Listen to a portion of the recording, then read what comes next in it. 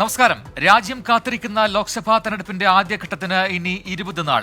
ആദ്യഘട്ടത്തിൽ വിധിയെഴുതുന്ന സംസ്ഥാനങ്ങളിലെല്ലാം തന്നെ പ്രചാരണം ഉച്ചസ്ഥായിലെത്തി. ഇന്ന് ഡൽഹിയിൽ ഇന്ത്യ മുന്നണി സംഘടിപ്പിക്കുന്ന മഹാറാലി തെരഞ്ഞെടുപ്പിലേക്കൂടി ശക്തിപ്രകടനമായി വിലയിരുത്തപ്പെടുന്നുണ്ട്. സഖ്യത്തിലെ എല്ലാ രാഷ്ട്രീയ പാർട്ടികളുടെയും പ്രതിനിധികൾ ആ റാലിയിൽ അണിചേരുന്നുണ്ട്.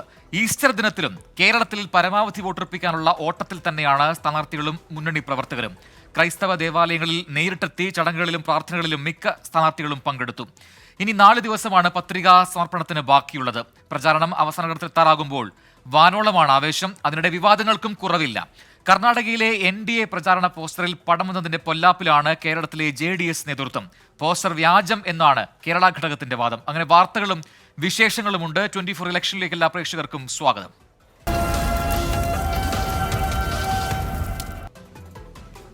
കർണാടകയിലെ NDA സ്ഥാനാർത്ഥിയുടെ പോസ്റ്ററിൽ മന്ത്രി K കൃഷ്ണൻകുട്ടിയുടെയും മാത്യു ടി തോമസിന്റെയും ചിത്രം ഉപയോഗിച്ചതിൽ വിവാദം.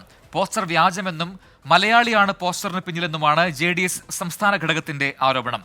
JDS ദേശീയ നേതൃത്വവുമായി യാതൊരു ബന്ധവുമില്ലെന്ന് മന്ത്രി K കൃഷ്ണൻകുട്ടിയും നിയമ നടപടി സ്വീകരിക്കുമെന്ന് JDS സംസ്ഥാന അധ്യക്ഷൻ മാത്യു ടി തോമസും പറഞ്ഞു. കർണാടകത്തിൽ BJPയുമായി ബന്ധം വന്നപ്പോൾ ഞങ്ങൾ ഇവിടുത്തെ സ്റ്റേറ്റ് കമ്മിറ്റി കൂടി ഐക്യകണ്ഠേന തീരുമാനത്തോ കർണാടക പാർട്ടിയുമായി യാതൊരു ബന്ധമില്ലാത്ത തീരുമാനമെടുത്തു. പിന്നെ അതിനിയൊരു പ്രത്യേക ചർച്ചയാവുന്ന ആവശ്യമില്ല. ഞങ്ങളുടെ ഫോട്ടോ വെച്ചതെന്ന് ഞങ്ങൾക്കറിയില്ല. ഇപ്പോൾ ഗാന്ധിജിൻ്റെ ഫോട്ടോ എല്ലാവരും വെക്കുന്നുണ്ട്. അതുപോലെ ഞങ്ങൾ ഒരാൾ ഫോട്ടോ വെച്ചതിന് അതിനു വേണ്ടി ഇനിയിപ്പോൾ കേസ് കൊടുക്കാൻ ഞങ്ങൾക്ക് പോകണ്ടേ?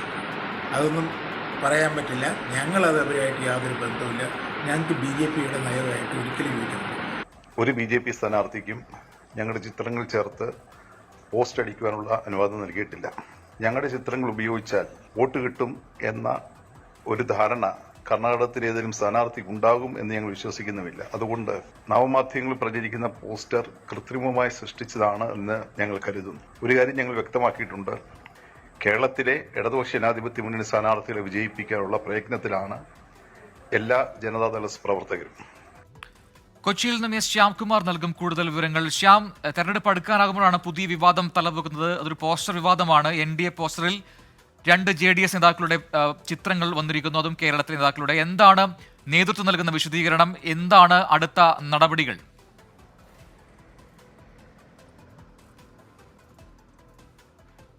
പ്രജിൻ, തീർച്ചയായിട്ടും ഇപ്പോൾ പ്രചരിക്കുന്നത് വ്യാജ പോസ്റ്ററാണ് എന്നുള്ളതാണ് JDS നേതൃത്വം വ്യക്തമാക്കുന്നത്. അതിൽ ഏറ്റവും പ്രധാനപ്പെട്ട കാര്യം, ഒരു മലയാളിയാണ് ഇത്തരം ഒരു പോസ്റ്റർ വ്യാജമായി നിർമ്മിച്ച് സോഷ്യൽ മീഡിയയിലൂടെ പ്രചരിപ്പിച്ചത് എന്നുള്ളത് JDSന്റെ നേതാക്കൾ തന്നെ അവർ തന്നെ കണ്ടെത്തിയിട്ടുണ്ട്. ഇക്കാര്യം ഉൾപ്പെടെ വ്യക്തമാക്കിക്കൊണ്ടാണ് DGPക്ക് അവർ പരാതി നൽകിയിരിക്കുന്നത്. തെക്കൻ കേരളത്തിൽ നിന്നുള്ള ഒരു പ്രൊഫൈലിലാണ് ഇത്തരത്തിലൊരു വ്യാജ പോസ്റ്റർ പ്രചരിപ്പിക്കപ്പെട്ടതും നിർമ്മിക്കപ്പെട്ടതും എന്നുള്ളത് അവർ കണ്ടെത്തിയിട്ടുണ്ട്. ഏതായാലും ഇതുമായി ബന്ധപ്പെട്ട അറസ്റ്റ് ഉൾപ്പെടെ വേണമെന്നുള്ളത് തന്നെയാണ് JDSന്റെ ആവശ്യം. പാലക്കാട് ജില്ലാ സമ്മേളനത്തിന്റെ ഭാഗമായി ഉണ്ടാക്കിയ പോസ്റ്ററിൽ നിന്നാണ് ഈ നേതാക്കളുടെ ചിത്രങ്ങൾ ഇരുവരും ഈ 2 ചിത്രങ്ങളും ശേഖരിച്ചത്. അത് പിന്നീട് വ്യാജ പോസ്റ്ററിൽ ഉപയോഗിക്കുകയായിരുന്നു എന്നാണ് JDS നേതാക്കൾ ഉൾപ്പെടെ പറയുന്നത്. ഏതായാലും തിരഞ്ഞെടുപ്പിന്റെ ഈ ഘട്ടത്തിൽ ഇത്തരമൊരു പോസ്റ്റർ ഉണ്ടാക്കിയതിന് പിന്നിൽ ഗൂഢാലോചനയുണ്ട് എന്നുള്ള ഒരു ആരോപണം കൂടി JDSന്റെ സംസ്ഥാന നേതാക്കൾ തന്നെ വ്യക്തമാക്കുന്നുണ്ട്. ഈ സാഹചര്യത്തിലാണ് DGPക്ക് തന്നെ നേരിട്ട് പരാതി നൽകിയിരിക്കുന്നത്. ഈ പ്രൊഫൈൽ ഉള്ള വ്യക്തിയെ അറസ്റ്റ് ചെയ്യണമെന്നുള്ളതാണ് JDS നേതാക്കളുടെ ആവശ്യം. അതോടുകൂടി ഇതിന്റെ പിന്നിലുള്ള ഗൂഢാലോചന പുറത്തുവരുമെന്നുള്ള ഒരു പ്രതീക്ഷ കൂടി JDS നേതാക്കൾ പങ്കുവെക്കുന്നുണ്ട്. ശരി, ശ്യാംകുമാറാണ് കൊച്ചിയിൽ നിന്നും വിവരങ്ങൾ നൽകിയത്. ആലത്തൂരിൽ UDF സ്ഥാനാർത്ഥി രമ്യ ഹരിദാസിന്റെ പോസ്റ്ററുകളും ഫ്ലക്സ് ബോർഡുകളും വ്യാപകമായി നശിപ്പിക്കുന്നുവെന്ന് പരാതി.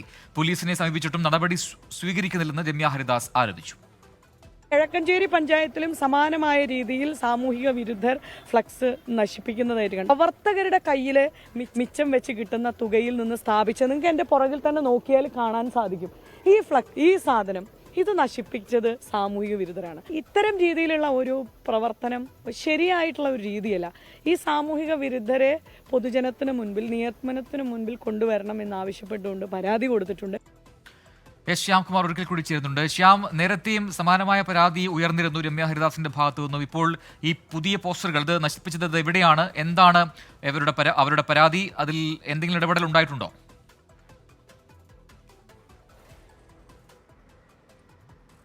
പ്രജിൻ, തരൂർ പഞ്ചായത്തിലെ വിവിധ മേഖലകളിലാണ് UDF സ്ഥാനാർത്ഥി കൂടിയായ രമ്യ ഹരിദാസിന്റെ ഫ്ലെക്സ് ബോർഡുകളും പോസ്റ്ററുകളും ഉൾപ്പെടെ നശിപ്പിക്കപ്പെട്ടിരിക്കുന്നത്. ഇത് ആദ്യമായല്ല രമ്യ ഹരിദാസിന്റെ ഫ്ലെക്സുകൾ നശിപ്പിക്കപ്പെട്ടിരിക്കുന്നത്.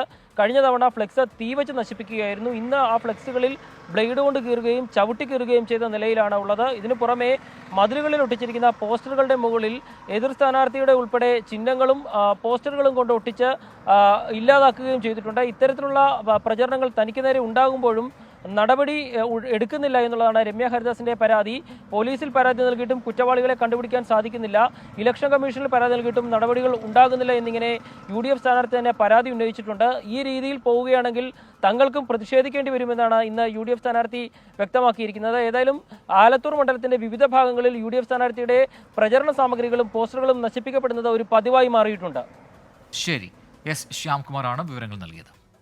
പത്തനംതിട്ട മണ്ഡലത്തിലെ ബസ് കാത്തിരിപ്പ് കേന്ദ്രങ്ങളിൽ നിന്ന് UDF സ്ഥാനാർത്ഥി ആന്റോ ആന്റണിയുടെ ഫോട്ടോയും പേരും മറയ്ക്കണമെന്ന് തെരഞ്ഞെടുപ്പ് കമ്മീഷൻ. ഇലക്ഷൻ സ്ക്വാഡിനാണ് കളക്ടറുടെ നിർദ്ദേശം. ഇതിന് ചെലവായ തുക ആന്റോ ആന്റണിയുടെ തെരഞ്ഞെടുപ്പ് ചെലവിൽ വകയിരുത്തും. ശ്രീകുമാരൻ പത്തനംതിട്ടയിൽ നൽകും കൂടുതൽ വിവരങ്ങൾ. ശ്രീത്ത്, എന്താണ് ഇത്തരമൊരു പരാതിക്ക് അടിസ്ഥാനമായത്? ഇതിലിപ്പോൾ എന്താണ് നിർദ്ദേശം നൽകിയിരിക്കുന്നത്?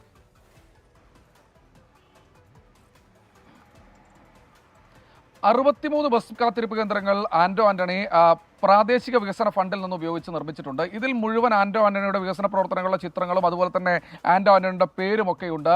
ഇത് കൂടാതെ 4 4G ടവറുകളും സ്ഥാപിച്ചിട്ടുണ്ട്. ഇതും ആന്റോ ആന്റണി പറയുന്നത് തൻ്റെ ഫണ്ട് ഉപയോഗിച്ചാണെന്നാണ്. ഇതിലും ആന്റോ ആന്റണിയുടെ ചിത്രം വലുതായി ഉപയോഗിച്ചിട്ടുണ്ട്. ഇതെല്ലാം സർക്കാർ സംവിധാനങ്ങളെ ഉപയോഗിച്ചാണ് ഇത്തരത്തിൽ തെരഞ്ഞെടുപ്പ് പ്രചാരണം നടത്തുന്നതെന്നാണ് LDFിന്റെ പരാതി. LDFിന്റെ ആറന്മുള നിയോജക മണ്ഡലം സെക്രട്ടറി കൂടിയായ മുൻ ദേവസ്വം ബോർഡ് പ്രസിഡന്റ് A പത്മകുമാറാണ് ഇത്തരത്തിലൊരു പരാതി കഴിഞ്ഞ ദിവസം ആന്റോ ആന്റണിക്കെതിരെ നൽകിയിട്ടുള്ളത്. ഈ പരാതിയിൽ പറയുന്നത് ആന്റോ ആന്റണി ഇത്തരത്തിൽ സർക്കാർ സംവിധാനങ്ങൾ കൃത്യമായി ഉപയോഗിച്ചുകൊണ്ട് തൻ്റെ പേരും ചിത്രങ്ങളും അവിടെ വെച്ച് ഒരു പ്രചാരണം നടത്തുന്നുണ്ടെങ്കിൽ ഇടതുപക്ഷ ജനാധിപത്യ മുന്നണി സ്ഥാനാർത്ഥി ഡോക്ടർ TM തോമസ് ഐസക്കിനും സമാനമായ രീതിയിൽ പ്രചാരണം നടത്താൻ അനുവാദം വേണമെന്നാണ് പറയുന്നത്. കളക്ടർ എന്തായാലും തൃശങ്കൂലായി. എന്തായാലും ഇടതു സ്ഥാനാർത്ഥിക്ക് അത്തരത്തിൽ പ്രചാരണം നടത്താൻ അനുമതി നൽകാൻ കഴിയില്ല. കളക്ടർ തന്നെ ഇക്കാര്യം വിശദമായി അന്വേഷിച്ചു. അത് കൃത്യമായി എവിഡൻസ് ഉണ്ട് എന്നാണ് കളക്ടർ പറയുന്നത്. അതുകൊണ്ട് ഇത് പൂർണ്ണമായും മറയ്ക്കാൻ നിർദ്ദേശം നൽകിയിട്ടുണ്ട്. MP-യുടെ ഫണ്ടാണെങ്കിൽ തന്നെ അത് മറക്കേണ്ടത് അല്ലെങ്കിൽ അത് ഒഴിവാക്കേണ്ടത് ആ സമയത്ത് തെരഞ്ഞെടുപ്പിൽ മത്സരിക്കുകയാണെങ്കിൽ ആന്റോ ആന്റണിയുടെ ചുമതലയാണ് എന്നും തെരഞ്ഞെടുപ്പ് കമ്മീഷന്റെ മുഖ്യ വരണാധികാരി കൂടിയായ ജില്ലാ കളക്ടർ പ്രേംകൃഷ്ണൻ പറയുന്നുണ്ട്. അങ്ങനെ മറച്ചിട്ടില്ലാത്ത ഭാഗങ്ങൾ തെരഞ്ഞെടുപ്പ് കമ്മീഷന്റെ സ്പെഷ്യൽ സ്ക്വാഡ് ഇപ്പോൾ മറച്ചുകൊണ്ടിരിക്കുകയാണ്. ഇത് പൂർണ്ണമായി നീക്കം ചെയ്യും. ചിത്രങ്ങൾ ആ പ്രദേശത്ത് നിന്ന് പൂർണ്ണമായി നീക്കം ചെയ്യും. അതിന് വേണ്ട ചിലവ് ആന്റോ ആന്റണിയുടെ തിരഞ്ഞെടുപ്പ് ചിലവിലെ ഭാഗമായി ഉൾപ്പെടുത്തുമെന്ന് കൂടി പറഞ്ഞു വെക്കുന്നുണ്ട്. അതായത് നിലവിൽ തോമസ് ഐസക്കിന്റെ ചിത്രം അതിൽ കൂടെ ഉപയോഗിക്കാൻ അനുവാദം നൽകില്ല. പക്ഷേ ആന്റോ ആന്റണിയുടെ തിരഞ്ഞെടുപ്പ് ചെലവിലേക്ക് ഈ തെരഞ്ഞെടുപ്പ് കമ്മീഷൻ എടുക്കുന്ന നടപടിയുടെ ഭാഗമായി വരുന്ന ചിലവ് കൂടി ഉൾപ്പെടുത്തുമെന്നാണ് ഇപ്പോൾ ജില്ലാ കളക്ടർ അറിയിച്ചിട്ടുള്ളത്. ഇന്നലെ ഡോക്ടർ തോമസ് ഐസക്കിനെതിരെ സമാനമായ രീതിയിൽ കുടുംബശ്രീയെ ഉപയോഗിച്ച് വോട്ട് പിടിക്കുന്നു, രാഷ്ട്രീയ പ്രചാരണം നടത്തുമെന്ന പരാതിയിൽ താക്കീത് നൽകിയിരുന്നു. ഇന്ന് ജില്ലാ കളക്ടർ ആന്റോ ആന്റണിക്കെതിരെ ഇത്തരത്തിൽ ഒരു ബോർഡുകളെല്ലാം മറയ്ക്കണമെന്ന് നിർദ്ദേശം നൽകുന്നു. അത് ആന്റോ ആന്റണിയുടെ തെരഞ്ഞെടുപ്പ് ഫണ്ടിലേക്ക് തെരഞ്ഞെടുപ്പ് ചെലവിലേക്ക് വകയിരുത്തുമെന്ന് അറിയിക്കുന്നു.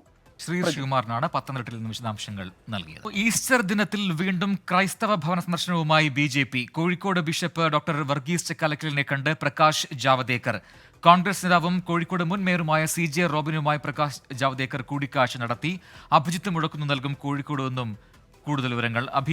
BJP വീണ്ടും ഈ ക്രൈസ്തവ അധ്യക്ഷന്മാരെ കാണുന്നു, സഭാധ്യക്ഷന്മാരെ കാണുന്നു, ഒപ്പം ഭവനങ്ങൾ സന്ദർശിക്കുന്നു. അങ്ങനെ പുതിയ രാഷ്ട്രീയ നീക്കം എന്ന് പറയാം. എന്താണ് ഇന്ന് കോഴിക്കോട് സംഭവിച്ചത്? പ്രകാശ് ജാവദേക്കർ മാധ്യമങ്ങളെ കണ്ടോ ഈ കൂടിക്കാഴ്ചയ്ക്ക് ശേഷം?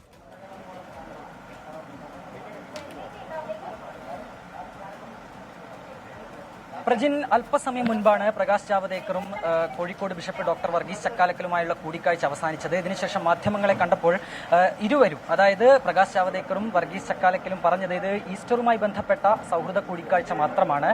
ഈ ദിവസത്തിൽ ഈ ക്രൈസ്തവ പുരോഹിതന്മാരെ താൻ കാണുന്നുണ്ട്, പക്ഷേ അതിന് ഏതെങ്കിലും തരത്തിൽ രാഷ്ട്രീയമായ ഒരു മാനം നൽകേണ്ടതില്ല എന്നുള്ളതാണ് BJP സംസ്ഥാന പ്രഭാരി പ്രകാശ് ജാവദേക്കർ പറയുന്നത്. ഒപ്പം തന്നെ ബിഷപ്പ് വർഗീസ് ചക്കാലക്കലോട് മാധ്യമങ്ങൾ ചോദിച്ചിരുന്നു ഏതെങ്കിലും തരത്തിൽ മണിപ്പൂർ ഉൾപ്പെടെയുള്ള വിഷയങ്ങൾ ഈ ഒരു കൂടിക്കാഴ്ചയിൽ ഒരു ചർച്ചാ വിഷയമായി മാറിയെന്നത്. പക്ഷേ അക്കാര്യത്തിലുള്ള ഒരു ചർച്ച ഈ കൂടിക്കാഴ്ചയിൽ ഉണ്ടായിട്ടില്ല എന്നുള്ളതാണ് ബിഷപ്പ് വർഗീസ് ചക്കാലക്കലും നൽകുന്ന മറുപടി. ഏതായാലും നമുക്കറിയാം മണിപ്പൂർ അടക്കമുള്ള വിഷയങ്ങൾ നിലനിൽക്കുന്നുണ്ട്. ആ തരത്തിൽ ക്രൈസ്തവ വോട്ടുകൾ ഏതെങ്കിലും തരത്തിൽ BJPയിൽ നിന്ന് അന്യം നിന്ന് പോകുമോ എന്നുള്ള ഒരു ആശങ്ക BJPക്ക് ആദ്യഘട്ടത്തിൽ തന്നെ ഉണ്ടായിരുന്നു. പക്ഷേ ആ ഒരു വോട്ടുകളെ ചേർത്തു പിടിക്കുന്നതിന്റെ ഭാഗമായി തന്നെ ഇത്തരത്തിലുള്ള കൂടിക്കാഴ്ചയെ നാം വിലയിരുത്തേണ്ടി വരും.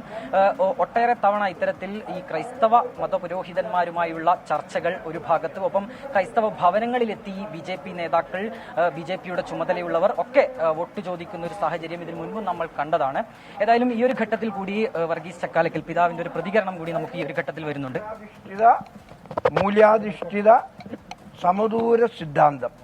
ഇപ്പൊ നമ്മൾ വോട്ടേഴ്സിനോട് പറയുന്നത് മനസാക്ഷി അനുസരിച്ച് നല്ല കാൻഡിഡേറ്റ്സിനെ, നല്ല സ്ഥാനാർത്ഥിയെ, രാജ്യത്തിന് വേണ്ടി ജീവിക്കാൻ പറ്റിയ സ്ഥാനാർത്ഥിയെ, അതുപോലെ തന്നെ നമ്മളുടെ രാജ്യത്തിൻ്റെ ജനാധിപത്യം, സോഷ്യലിസം, മതേതരത്വം, രാജ്യത്തിൻ്റെ അഖണ്ഡത അതൊക്കെ കാത്തു സൂക്ഷിക്കാൻ പറ്റിയ നല്ല കാൻഡിഡേറ്റ്സിനെ തിരഞ്ഞെടുക്കണം എന്നുള്ളതാണ്.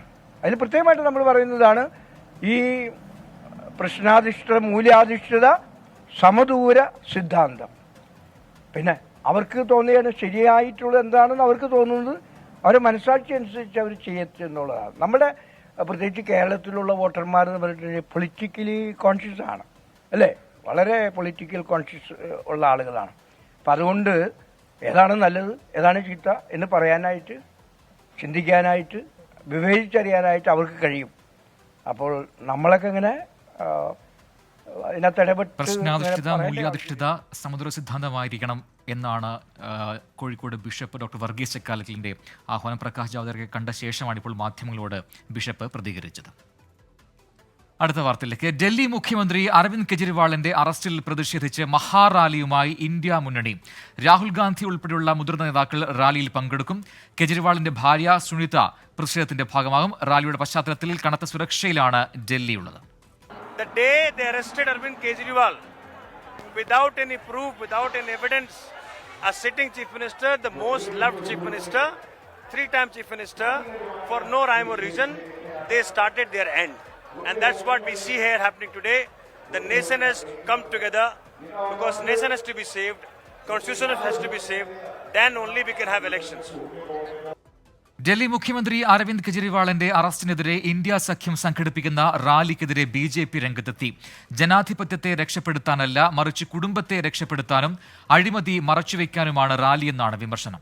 ബൽറാം നെടുങ്ങാടി നൽകും ഡൽഹിയിൽ നിന്നും കൂടുതൽ വിവരങ്ങൾ. ബൽറാം, ഈ റാലി അവിടെ നടന്നുകൊണ്ടിരിക്കുകയാണ്. അരവിന്ദ് കെജ്രിവാളിന്റെ അറസ്റ്റിൽ പ്രതിഷേധിച്ചാണ് റാലിയെങ്കിലും അത് പ്രതിപക്ഷ ഐക്യനിരയുടെ ഒരു വലിയ ശക്തി പ്രകടനമായി കൂടി കാണുന്നുണ്ട് നേതൃത്വം. ആരൊക്കെ പങ്കെടുക്കുന്നുണ്ട്, ആരൊക്കെ ഇപ്പോൾ അവിടെ എത്തിക്കഴിഞ്ഞിട്ടുണ്ട് ഇതിനോടകം?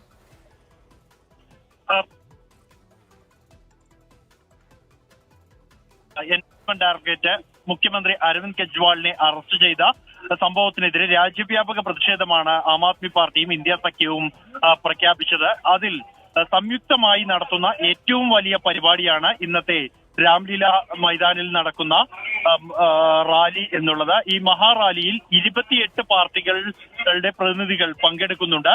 നിരവധി നേതാക്കൾ ഇതിനകം തന്നെ റാലി നടക്കുന്ന രാംലീല മൈതാനിൽ വേദിയിലേക്ക് എത്തിക്കഴിഞ്ഞു. CPI ജനറൽ സെക്രട്ടറി D രാജ, CPIM പോളിറ്റ് ബ്യൂറോ അംഗം ബൃന്ദ കാരാട്ട്, ഫറൂഖ് അബ്ദുള്ള അടക്കമുള്ള നേതാക്കൾ ഈ ആദ്മി പാർട്ടി ശരി ബൽറാം, രാംലീല മൈതാനത്താണ് വലിയ റാലി നടക്കുന്നത്. നേതാക്കൾ അവിടേക്ക് എത്തിക്കൊണ്ടിരിക്കുന്നുണ്ട് എന്നാണ് ഇപ്പോൾ ബൽറാം നെടുങ്ങാടി ഡൽഹിയിൽ നൽകിയ പുതിയ അപ്ഡേറ്റ്. മാധ്യമങ്ങളിലെയും സമൂഹ മാധ്യമങ്ങളിലെയും ഇലക്ഷൻ വാർത്തകൾ നിരീക്ഷിക്കാൻ സംവിധാനവുമായി ജില്ലാ ഭരണകൂടം. വരണാധികാരി കൂടിയായ ജില്ലാ കളക്ടറുടെ നേതൃത്വത്തിലാണ് തിരുവനന്തപുരം കളക്ടറേറ്റിൽ മീഡിയ മോണിറ്ററിംഗ് റൂം ഒരുക്കിയിരിക്കുന്നത്. രാജ്യം തെരഞ്ഞെടുപ്പ് ചൂടിലാണ്. മാധ്യമങ്ങളിലും സമൂഹ മാധ്യമങ്ങളിലുമൊക്കെ തെരഞ്ഞെടുപ്പ് വാർത്തകൾ ഇഷ്ടം പോലെ വരുന്നുമുണ്ട്. അത് ചുമ്മാതങ്ങ് കൊടുക്കാൻ പറ്റില്ല. സൂക്ഷ്മമായി കൃത്യമായി ഉറപ്പിച്ചതിന് ശേഷം വേണം ആ വാർത്തകൾ നൽകാൻ. അല്ലെങ്കിൽ നിയമ നടപടി നേരിടേണ്ടി വരും. അതിനുള്ള ഒരു സംവിധാനം ജില്ലാ ഭരണകൂടം ഒരുക്കിയിട്ടുണ്ട്.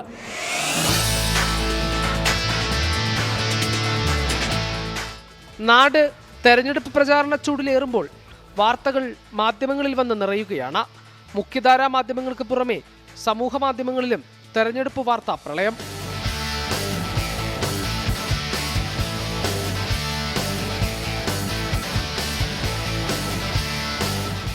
ഈ വാർത്തകൾക്കിടയിൽ വ്യാജനും കയറിക്കൂടുന്നുണ്ട്. വാർത്തകൾ വ്യാജമെന്ന് മാത്രമല്ല, ചിലത് വ്യക്തിഹത്യ നടത്തുകയും അപരമത വിദ്വേഷം പരത്തുകയും ചെയ്യുന്നുണ്ട്. സ്ഥാനാർത്ഥികളടക്കം പെരുമാറ്റച്ചട്ടലംഘനം മറന്ന് മാധ്യമങ്ങളിൽ ഇടപെടുന്നുമുണ്ട്. അത് തടയാനാണ് ഇത്തരമൊരു സംവിധാനം. മീഡിയകൾ മോണിറ്റർ ചെയ്യുന്നതാണ് പ്രധാനമായിട്ട്. വിഷ്വൽ മീഡിയ, TV ചാനലുകളുണ്ട്, അതുപോലെ റേഡിയോ നോക്കുന്നുണ്ട്, ന്യൂസ് പേപ്പറുകൾ നോക്കുന്നുണ്ട്, പത്രങ്ങൾ നോക്കുന്നുണ്ട്. ഇതിൽ പോകുന്ന പരസ്യങ്ങൾ നോക്കും. പിന്നെ MCCയുടെ വയലേഷൻ, കോഡ് ഓഫ് കോണ്ടക്റ്റിൻ്റെ വയലേഷൻ ഉണ്ടെങ്കിൽ കൃത്യമായും അത് നോട്ടീസ് ചെയ്തിട്ട് അറിയിക്കേണ്ട കേന്ദ്രങ്ങളെ അറിയിക്കുക എന്നുള്ളതാണ് ജോലി. തിരുവനന്തപുരം ജില്ലാ ഇൻഫർമേഷൻ ഓഫീസിൻ്റെ നേതൃത്വത്തിലാണ് നടക്കുന്നത്. മാധ്യമ വിദ്യാർത്ഥികളാണ് കൺട്രോൾ റൂം നിയന്ത്രിക്കുന്നത്. TV ചാനലുകൾ, പത്രങ്ങൾ, റേഡിയോകൾ, സമൂഹ മാധ്യമങ്ങൾ തുടങ്ങിയവയെല്ലാം നിരീക്ഷിക്കപ്പെടുന്നുണ്ട്. ചട്ടലംഘനമെന്ന് തോന്നുന്ന ഉള്ളടക്കങ്ങൾ മീഡിയ സർട്ടിഫിക്കേഷൻ ആൻഡ് മോണിറ്ററിംഗ് കമ്മിറ്റിക്ക് മുമ്പാകെ എത്തും. ഇവരാണ് ഉള്ളടക്കങ്ങൾ പരിശോധിച്ച് നടപടി സ്വീകരിക്കുന്നത്. ജില്ലാ കളക്ടറും ജില്ലാ ഇൻഫർമേഷൻ ഓഫീസറും മുതിർന്ന മാധ്യമപ്രവർത്തകരും അടങ്ങിയതാണ് ഈ കമ്മിറ്റി. തെരഞ്ഞെടുപ്പ് തീയതി വരെ ഈ സംവിധാനമുണ്ടാകും. 24 തിരുവനന്തപുരം. മീനച്ചൂട് ഉച്ചസ്ഥായിലെത്തിയതോടെ വിയർത്തു കുളിക്കുകയാണ് പാലക്കാടൻ ജനത. മിക്ക ദിവസങ്ങളിലും 40 ഡിഗ്രിക്ക് മുകളിലാണ് അന്തരീക്ഷ താപനില. പ്രചാരണത്തെയും ചൂട് കാര്യമായി ബാധിക്കുന്നതായാണ് സ്ഥാനാർത്ഥികൾ പറയുന്നത്.